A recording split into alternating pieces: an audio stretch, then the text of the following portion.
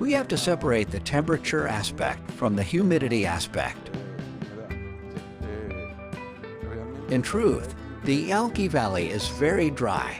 If we're lucky, we get 20 millimeters of rain a year. As you can see, the hills are completely dry. And the only possibility of having cultivation is where you can reach with a hose. Regarding the climate, it really is a climate that's unique, an almost cold climate.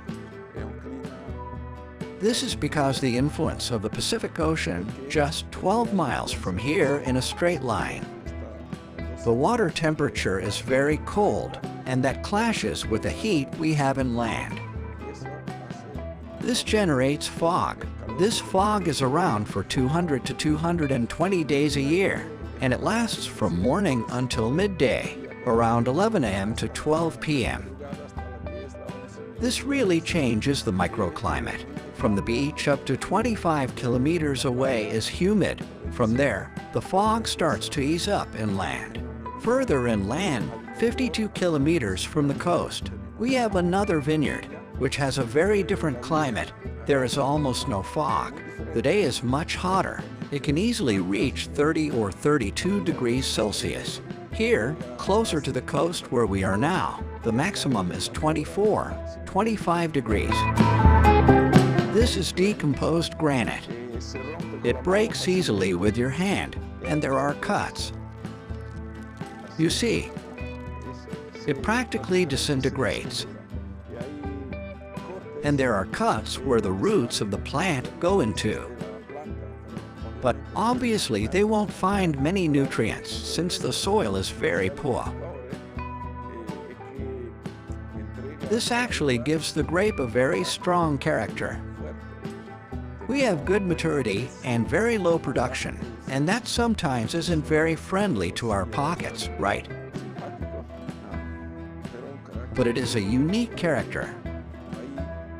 This is similar to, for example, the Côte Rôtie in France, where Syrah is recognized quite well. The good terrain stays at 30, 40, 50 centimeters below the surface, no more than that. A little less at the bottom part there, a little more here. In another vineyard that we have in the Valley Plain, it has a totally different soil, with sand and stone, which is also very poor in organic substance, and it's very difficult to handle because it needs more water than the ones here. The water leaves instantly as it's permeable sand. It's like pouring water into a basket.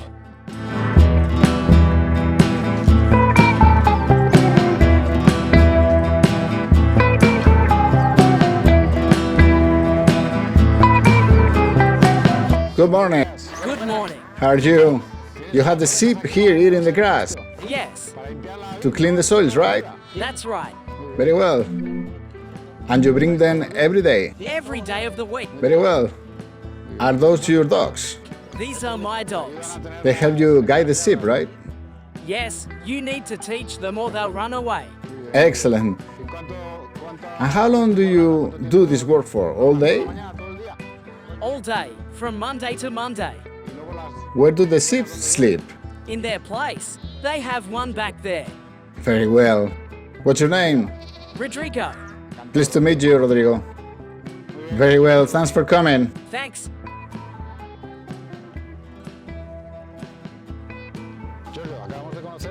We just met Rodrigo, who is the shepherd. He's a character. He comes here to clean the land. You do this every season to take off the weeds from the vineyard? He has his calendar well determined. This is done after harvesting, but before pruning. In other words, the animals eat all the grass that is left, because it was left a little neglected because the people were focused on harvesting the grape. So the animals eat the grass and fertilize the soil at the same time. They help maintain a natural cycle within the field.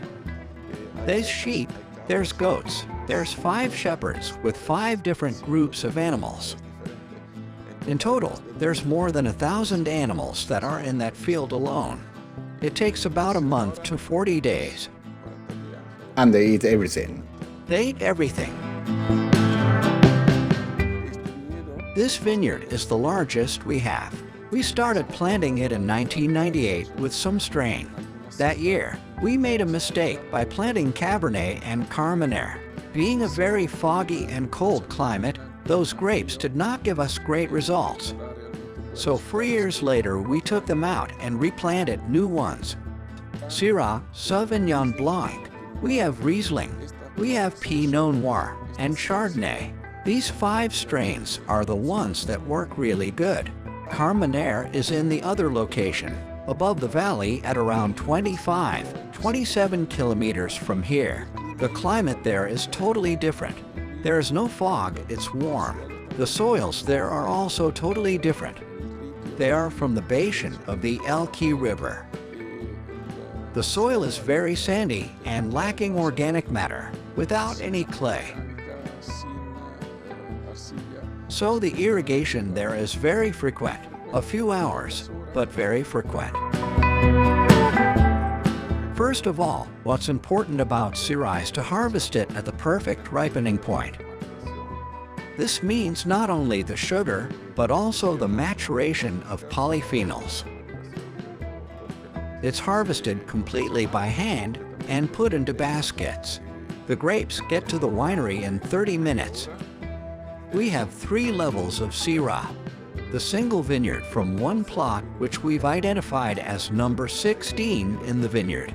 Then we have a Gran Reserva, which is made from the plot that is next to plot 16. We also have reservas that are made from different plots.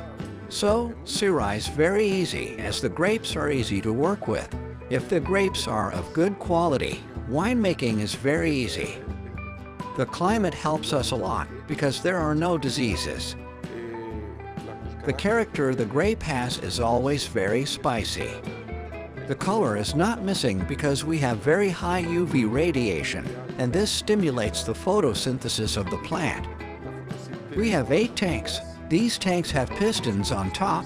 The grape passes through the destemmer and the grinder, but we don't press too hard. It's very soft. When it reaches the fermentation curve, we add a little sulfite, a little on top, and nothing more. The yeast is very important. We add it after a couple of days of cold maceration. In regards to Carmenere, the grape comes from a vineyard that is 3 kilometers from here. Over there, the weather is much warmer. The difference is that here, 40% is harvested at the usual time, and the other 60% a month and a half later. The appassimento method is used in northern Italy to dry the grapes and to concentrate the sugar and flavors, right? Yes, so this means that water is removed by about 35 to 40%. All the rest remains concentrated. The wine has a totally different character. The aging is done in American oak. This is for Carmenere. Well, if you leave it alone, the appassimento part can make it up to 17 or 17.4%. Then you blend it with the other one. Yes, in the end it reaches 14.5 or 14.8. Finally, we have Pinot Noir, which is the youngest, the last one to make it in our portfolio. It comes from a vineyard that has a colder climate. We have a completely different process with this because we don't use the deposits with the pistons that are in here. Instead, we use small stainless steel vessels. If you look, we have 2 over there, each of 1,500 liters. It is all done manually, kept in there for 8, 9, 10 days.